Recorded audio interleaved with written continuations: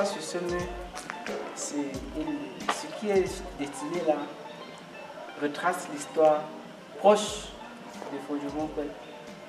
Donc l'histoire de la chasse dans le village.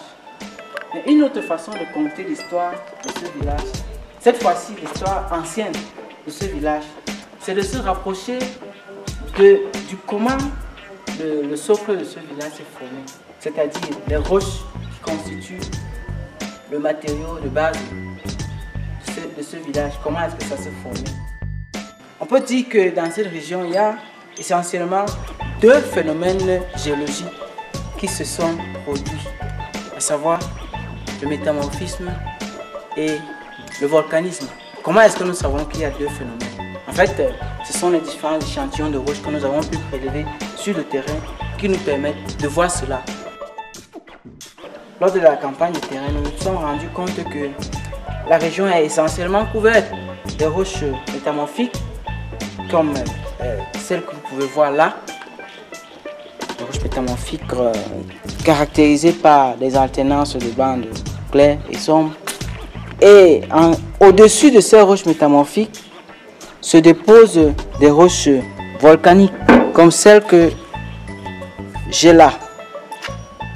Donc voilà les deux principaux types de roches que l'on peut avoir dans la région de Fondjomonkouet.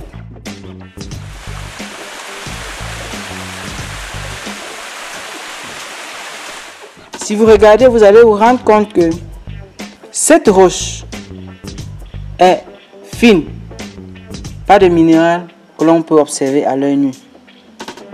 C'est la roche volcanique, le basalte. Comparé à cette autre roche qui a une structuration particulière avec des minéraux visibles, donc déjà on peut observer des alternances de bandes claires et des bandes sombres qui caractérisent la roche métamorphique. Donc ici maintenant on peut voir qu'il y a des minéraux visibles, des minéraux clairs.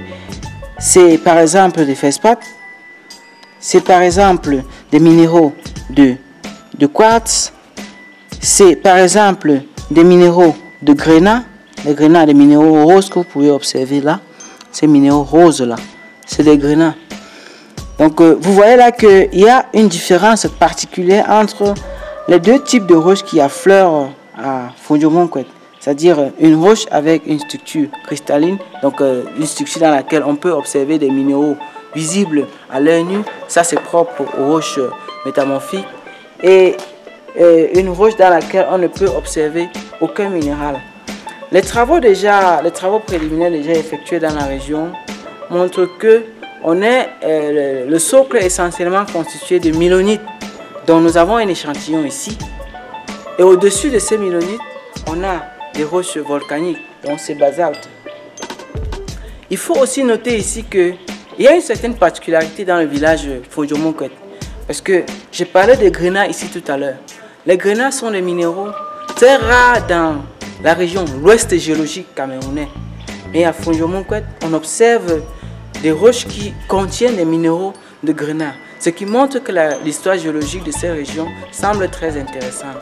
Et nous pensons qu'avec le temps, nous allons pouvoir vraiment dire un mot là-dessus.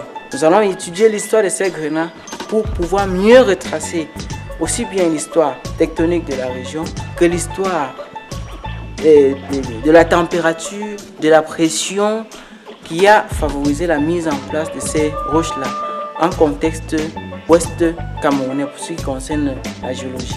Donc en résumé, nous dirons que cette région n'est pas seulement riche du point de vue culturel, mais aussi du point de vue géologique. Cette région semble très intéressante.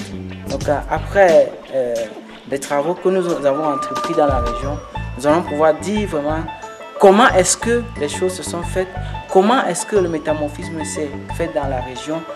Après le métamorphisme, comment est-ce que les roches volcaniques se sont mises en place à Fondjomonkouet.